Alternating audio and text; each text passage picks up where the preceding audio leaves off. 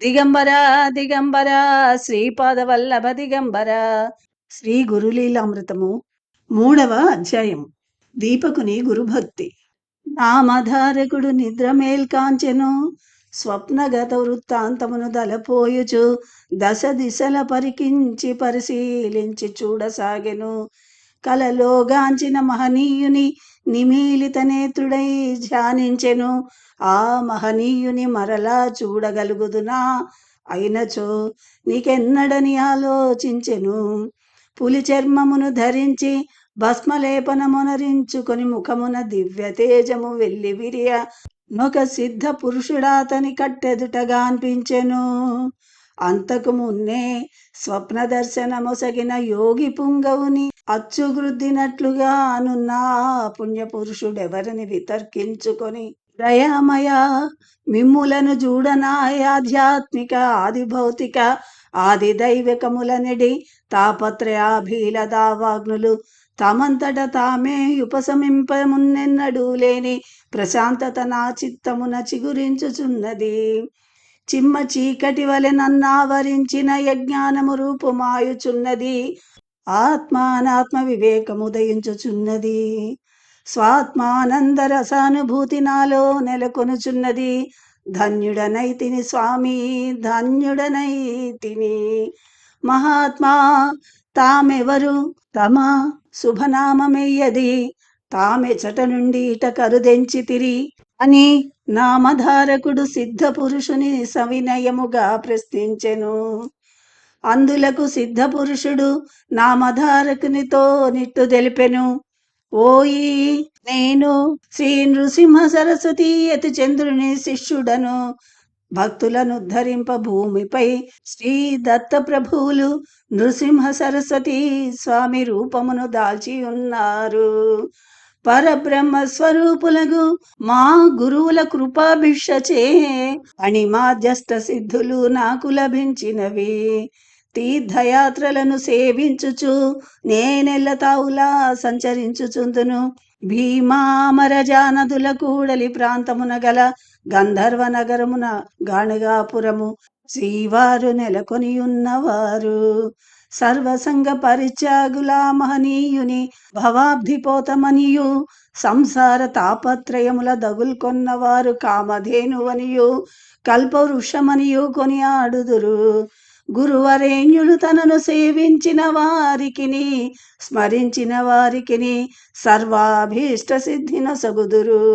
శ్రీవారి భక్తులు దారిద్ర్యము దైన్యము నందరు. వారి గృహములు సిరి సంపదలకు పాడి పంటలకు నాలవాలమై పిల్లలు పాపలచే కలకలలాడుచు పూల తోటల వలె కనుల పండువగా విలసిల్లును. సిద్ధ పురుషుని వచనామృతమును నామధారకుడు మనసారా గ్రోలి యానంద పారవస్యమున యోగి పుంగవా, శ్రీవారి యశశ్చంద్రికలు దశ దిశలు వ్యాపించినను ఒక్క వెలుతురు కిరణమైనను నాపై ప్రసరింపకుండుటకు కారణమేమి? నేను శ్రీ నృసింహ సరస్వతి స్వామి వారి నెల్లవేళలానే మరక స్మరించుచుందును. ఏనాటి పుణ్య విశేషముననో మీరు నేడు నాకు దర్శనము సంగితిరి. మీ పాద పద్మములను బట్టి ప్రార్థించుచున్నాను. నా ఈ సంశయమును తీర్చి శ్రీ గురుమూర్తి కృపాభిష నాకు లభింపజేయుడని పల్క సిద్ధ పురుషుడు నామధారకునితో నిట్లు వివరించెను. వత్స, శ్రీచరణుల అవ్యాజ కరుణా కటాక్ష వీక్షణములెల్లడలా ప్రసరించుచుండును. సంధియము షడ్జసోపేతమగు మృష్టాన్న భోజనము ఆ బాల గోపాలమున కానంద జనకమే కదా. జ్వర పీడుతున కన్నము రుచింపనట్లు భక్తి విశ్వాసహీనునకు భగవంతుని కృపాభిష లభింపనేరదు. భోజనమునకు రోగమెట్లు విరోధియో భక్తి మార్గమునకు సంశయమట్లు ప్రతిబంధకము. అనన్యగతికముగా భగవంతుని నమ్మి కొలువవలయును. ఈ కొలువునందు భక్తి సన్నగిల్లరాదు, విశ్వాసము చెలించకూడదు. అప్పుడు భక్తి మార్గము పూలబాటగా రూపొందును. ఇహపర సుఖములు కరతల మలకములై ఒప్పును. సంశయమేఘములు నీ మదినావరించి ఉన్నందున నీకీ దైన్యమేర్పడినది. గురువును మించిన దేవుడు లేడు. శ్రీ నృసింహ సరస్వతి సంయమేంద్రుల వారిని త్రిగుణాతీతుడగు త్రిమూర్తి స్వరూపునిగా మదినించి దృఢభక్తితోనుపాసించుము. కలికల్మషనాశనము, కామిత సిద్ధి, మోక్ష ప్రాప్తి తత్ఫలితముగా నీకు లభించును సుమా. నామధారకుడు సిద్ధ పురుషునితో స్వామి మీ ఉపదేశామృతమును గ్రోలుచుంటిని. ఒక్క సంధియము మాత్రము నామది నెడబాయకున్నది. తల్లిదండ్రులకెనయగు గురువెక్కడ? 14 లోకములకు ప్రభువకు భగవంతుడెక్కడ? గురువును మించిన దేవుడు లేడనుచున్నారే, ఇదెట్లు పొసగును?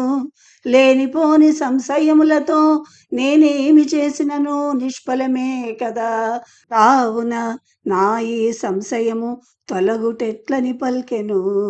నామధారకుని అమాయకత్వమున సిద్ధ పురుషుడు నవ్వి, నాయనా, ఈ సంశయం ఒక పెనుభూతము వలె నిన్నే కాదు ఎల్ల మానవులను పట్టి పీడించుచున్నది. నేనొక విషయమును తెలిపెదను, శ్రద్ధగా వినుము. వ్యాసో నారాయణో హరిః రాశీభూతమయ్యున్న వేదములను విభజించి అందలి ధర్మములను పురాణములుగా రచించుటకై శ్రీ మహావిష్ణువు వ్యాస భగవానునిగా ద్వాపర యుగాంతమున నవతరించెను. ఆ పురాణముల 18 బ్రహ్మవైవర్తనము అనునది అష్టాదశ పురాణములలోనొకటి. బ్రహ్మదేవుడు కలిపురుషునితో గురువు యొక్క మాహాత్మ్యమును వివరించిన కథ ఒకటి అందున్నది. ఆ కథా సంగ్రహమును మీకు తెలిపెదను, వినుము. శ్రీమన్నారాయణుని యానతి మేరకు బ్రహ్మ జగములను సృజించి కాలమును కృత, త్రేత, ద్వాపర, కలి అని 4 యుగములుగా విభజించెను. తొలుత బ్రహ్మ కృతయుగ దేవతను రావించి, నీవు భూలోకమునకేగి నీ ధర్మమును బహుళముగా ప్రచారమునరించి ప్రకాశింపజేయుమనెను. యజ్ఞోపవీతము రుద్రాక్షమాలలను ధరించి సత్యవ్రతమునవలంబించి జ్ఞాన వైరాగ్యములతో మూర్తిభవించిన కృతయుగ దేవత చతురాసనునకు వందనమాచరించి, మహాప్రభు, భూలోకవాసులు సర్వసామాన్యముగా నబద్ధములాడుదురు. మాయామోహితులు మూఢులైనందున వారొకరినొకరు నిందాపవాదములచే ద్వేషించుకొనుచుందురు. అట్టి తావునకు నేనెట్లు పోగలనని విన్నవించుకొనెను. త్రేతాయుగము ప్రారంభమగునందనుక నీవు భూలోకమున నిలచి మరలిరమ్ము. అద్దాన నీకే లోపము జరుగదని సెలవిచ్చెను. ఈ విధముగా త్రేతాయుగము మొదలైనంతనే అబ్జాసనుడు త్రేతాయుగ దేవతను రావించి భూలోకమునకేగుమనెను. యజ్ఞయాగాదులకు వలయు వస్తు సంభారములను చేదాల్చి త్రేతాయుగ దేవత భూలోకమున కరుదెంచినది. పిదప ద్వాపరయుగారంభమున నా దేవతను రావించి హంసవాహనుడు భూలోకమున కంపెను. ద్వాపరయుగ దేవత సాయుధ పాణి అయి పుణ్యపాప మిశ్ర గుణములు కలిగి భూలోకమున విహరించెను. పరమేష్టి కలియుగ దేవతను రావించెను.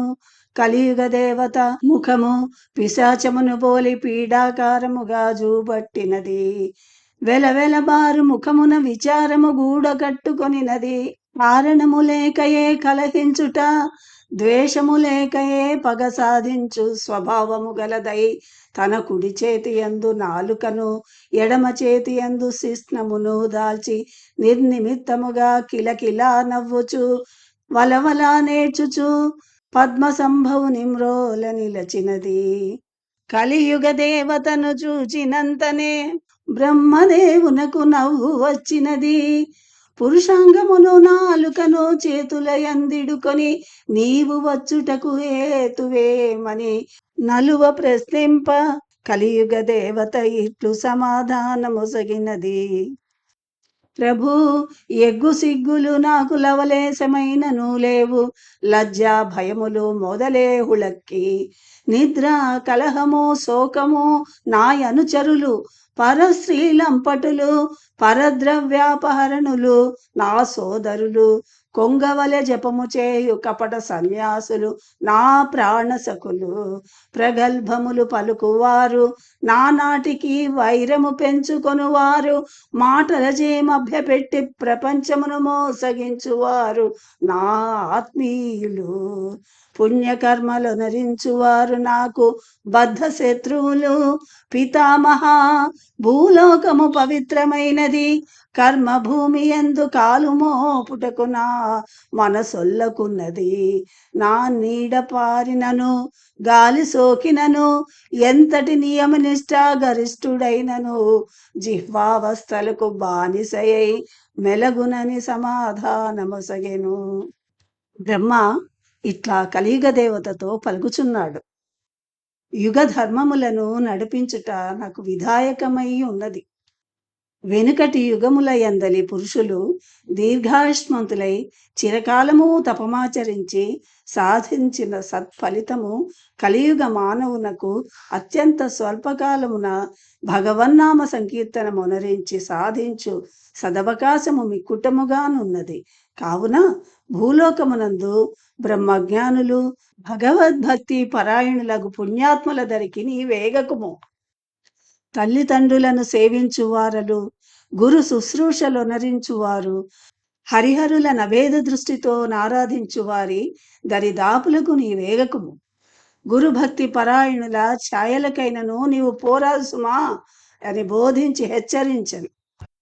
అందులకు కలి బ్రహ్మదేవునితో, దేవదేవ గురువననెవరు, గురు సేవా ధర్మమున కలుగు మహిమ ఎట్టిది, నాకు సెలవిమ్మని ప్రార్థించెను. గ ర ఉ అను అక్షర సమ్మేళనముచే గురు శబ్దమేర్పడుచున్నది. గకారము సర్వాభీష్ట ప్రదాయకుడగు గణపతికిని, రకారము అగ్నిదేవునకును, ఉకారము విష్ణుదేవునకును సంకేతములు. కావున గురువు సర్వసిద్ధిప్రదుడు, త్రిమూర్తి స్వరూపుని గురువు అని తెలుసుకొనుము. మాయను చిమ్మ చీకటి అందు చిక్కుపడిన మానవునకు విజ్ఞానమును వెలుగును ప్రసాదించువాడు గురువు.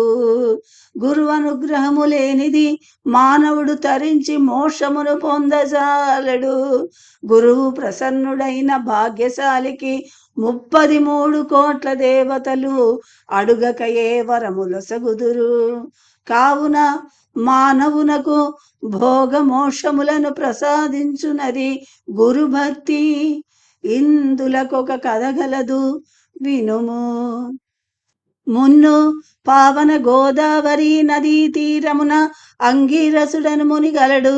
బ్రహ్మనిష్టా గరిష్ఠుల మున్యాశ్రమమున జప తపోనుష్ఠానములో నరించుచుండిరి. పైల మహర్షి పుత్రుడు వేదధర్ముడు. వేదధర్మ పర్ణశాలయందు శిష్యులు గురు శుశ్రూషను నరించుచు వేదాధ్యయనమునరించుచుండిరి. ఛాత్ర బృందమునందు దీపగుడనునొక బ్రహ్మచారి గలడు. కొంతకాలము జరిగిన పిదప వేదధర్ముడు నిజ శిష్యులను రావించి, నాయనలారా, తొల్లి నేనెన్ని జన్మలనెత్తితినో, ఏ జన్మలనెత్తితినో అలనాటి పాపరాశిని తపశ్చర్యలచే తొలగించుకొనవలయునని ఎంత ప్రయత్నించినను ఈ జన్మతో తీరునట్లు లేదు. కర్మశేషమును అనుభవించుటకు నేను మరొక జన్మనెత్తవలయును, లేదా జన్మరాహిత్యమునరించుకొనవలయునని నీ జన్మయందే 21 సంవత్సరములు కుష్ఠురోగముచే బాధపడవలయును. కావున నేను వారాణసి యందు జీవిత శేషమును గడపదలిచి ఉన్నాను. మీ అందెవరైనా నొక్కడు నన్ను కాశీకి గొనిపోయి చేదోడు వాదోడుగా నుండ సంసిద్ధముగానున్నచో నాకు తెలుపుడనెను. దీపకుడను బాలుడు ముందంజ వేసి, గురుదేవా, నేను వారణాసికి వచ్చి మీకు సపర్యలనరించి సేవ చేయుచు ధన్యత గాంచుదునని దృఢముగా పలికెను. గురువు శిష్యునితో, నాయనా, రోగిపడు బాధల కన్నను నాతనికి పరిచర్యలో నరించు వారలెక్కువ బాధలకు గురి కావలసి వచ్చుననుట నీకు తెలియదు కాబోలు నని పల్క. శిష్యుడు, గురుసేవా భాగ్యమున కన్నా వేరొండు తపము గలదా, మిమ్ములను సేవించుటయొకటి, కాశీ విశ్వేశ్వరుని సేవించుట మరి ఒకటియునా అని బదులు పలికెను. గురు శిష్యులిరువురు కాశీకేగిరి. వేదధర్ముడు గంగా స్నానమాచరించి కాశీ విశ్వనాథుని సందర్శించి మణికర్ణికా ఘట్టమున మధ్యన మాడి తత్సమీపమున గల పంబలాశ్వతరమున కర్మఫలమనుభవించనుపక్రమించెను. గురువు కుష్ఠవ్యాధి పీడితుడాయెను, కనులు లొట్టలు పోయెను, శరీరము నుంచి చీము నెత్తురు చెడు నీరు స్రవింపదొడగి దుర్గంధ భూయిష్టమయ్యెను. పురుగులు విలవిలా కొట్టుకొనసాగినవి, నోట జొల్లు కార మొదలిడెను. కాశీ పట్టణ వాసులకును కాశీ యాత్రికులకును వేదధర్ముడు చూచుటకు కడున సహ్యముగా నుండెను. శిష్యుడగు దీపకుడు మునుపటి కన్నా మిన్నయగు భక్తి శ్రద్ధలచే ఆహార పానీయములను తెచ్చి ఇచ్చును. కుడువ కూర్చుండబెట్టి పరుండబెట్టి పాద సంవాహనమునరించుచు గురువునకుపచారములు సలుపుచుండెను. ఇట్లు దీపకుడు శుశ్రూషలు నరించి సపర్యలు నరించుచుండినను గురువాతనిపై పగబట్టినట్లు తెచ్చిన ఎన్నము చాలదనును, బాగుగానున్నది కాదని పారవేయును, అకారణముగా నిందించును, కినుక వహించును, అలుక పూనును. ఇట్లయ్యును దీపకుడు నిర్మల హృదయముతో ప్రశాంత చిత్తమున గురుసేవా భాగ్యమే మహాభాగ్యమని ఎంచి వేదధర్ముని సేవించుచుండెను. దీపకుని గురు భక్తికి కాశీ విశ్వనాథుడు మిక్కిలి సంతసించి సందర్శనమొసగి, నాయనా దీపక, నీ వంటి గురుభక్తి పరాయణుని నేనింతదనుక చూచియుండలేదు. నీ వంటి కులదీపకుడిక ముందు జన్మించనేరడు. కావున నీ గురువునకు సంపూర్ణాయురారోగ్య మహైశ్వర్యములను ప్రసాదించదను. నీకు మనస్సున గల కోరికలను నుడివిన వరములుగా నీ కొసగుదనని ప్రేమ మీర పల్కెను. దీపకుడు గురువగు వేదధర్మునితో విశ్వేశ్వరుని వరప్రదాన విషయమై వివరింప, గురువు శిష్యునితో, ఓరి సోమరి, కర్మశేషమును నేను అనుభవింపవలయునని దీక్ష వహించియుండ ఈశ్వరానుగ్రహమున శ్రమ తొలగించుకొననెంచితివాయని గద్దించెను. దీపకుడు విశ్వేశ్వరునితో, ప్రభు, నా గురువే నాకు దేవుడు, ఆయన మాటయే నాకు వేదము, ఆయన సపర్యలే నాకు వేదచోదిత కర్మలు, కావున తమరు యథేచ్ఛగా మరలవచ్చునని విన్నవించెను. ఈశ్వరుడు దీపకుని పలుకుల కమితాశ్చర్యమునుంది విష్ణుదేవుని కడకేగి ఈ వింత వృత్తాంతమును విశదీకరించెను. అంత నారాయణుడా బాలకుని మ్రోల ప్రత్యక్షమై, వత్సా, అమోఘములగు వరములెన్నింటినైనను కోరుకొనుము, నేనవశ్యము నీకు ప్రసాదించెదనని చిరునగవు ముఖమున చిందులాడ బుజ్జగింపు మాటలతో బల్కెను. అందులకు దీపకుడు, శ్రీహరి, నీ సందర్శనమును నేను కోరియుండలేదు, నీ వరములపై నాకాశయును లేదు. నా గురుదేవుడే నా సర్వస్వము, సమస్తము నాకు గురు అనుగ్రహమున లభించును. మీరడుగమని నందులకొక్కటి అడుగుచున్నాను. నీ కొరకై ఎందరెందరో తపము సలుపుచున్నారు. పాపము వారలను అనుగ్రహించుటకై తమరు దయచేసి బయలుదేరవచ్చునని పల్కెను. వరమొసగవలయునన్న కుతూహలము పట్టుదల విష్ణుదేవునకు విడనాడక దీపకునకెన్ని విధములనో చెప్పి చూడ చివర కాతడు ఆది నారాయణ దేవతా సార్వభౌమ నీవు నన్ను వదలునట్టు లేదు. గురు శుశ్రూషకంతరాయము కలుగునన్న భయము నన్ను పీడించుచున్నది. నా గురుదేవునిపై నాకు భక్తి ఇంతకన్నా మిక్కుట మగునట్లు దయచూడుము. ఇంతకన్నా వేరుండు వరముతో నాకు నిమిత్తము లేదు అని పలికెను. అళి భక్తాగ్రళి భళి భళి గురు అననెవరు, విశ్వేశ్వరుడననెవరు, విష్ణుదేవుడననెవరు, వేషములు వేరు వేరైనను పాత్రధారియుకడే సుమి. నీ గురు సేవా ఫలం అత్యతిశయముగా నొప్పుచున్నది. తల్లిదండ్రులను సేవించుట, గురువుని సేవించుట, పతి శుశ్రూషలు నరించుట, నన్ను సేవించుటయే సుమా. కావున విశ్వేశ్వర రూపమున వచ్చిన నన్ను నిరాదరించినను విష్ణు రూపమున కోరిన వరములు నీ కొసగుటకై కోరుకొమ్మని నిన్ను నేను కోరుచున్నాను. ఈ రూపమున వచ్చిన నన్ను నిరాకరించిన నీక నీ గురుదేవుని రూపమునైనను నీకభీష్టవరములను సగక వదలు వాడను కాను. బాలక కర్మ బ్రహ్మ స్వరూపము సుమా, వలదని మంకు పట్టినను వదలునది కాదు. గురుసేవా సత్కర్మకు సత్ఫలితము నీకు దక్కియే తీరును.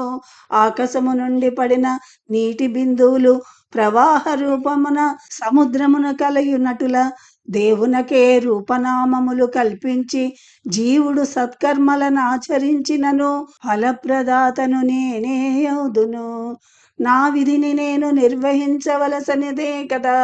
నీవి మర్మము నెరుగక నన్ను పొమ్మనిన నేనెట్లు పోగలను. దైవానుగ్రహము లేనిది గురుభక్తి పొసగదు.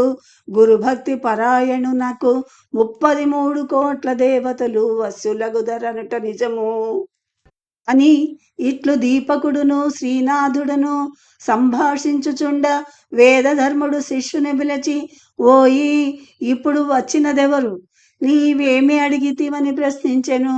శ్రీరమారమణుడు నాకు వరమిచ్చెదనని గట్టిగా పట్టినాడనియు నాకు గురుభక్తి మిక్కుటమగునట్టులా ననుగ్రహింపుమని యాచించితినని దీపకుడు గురువుతో తెలిపెను.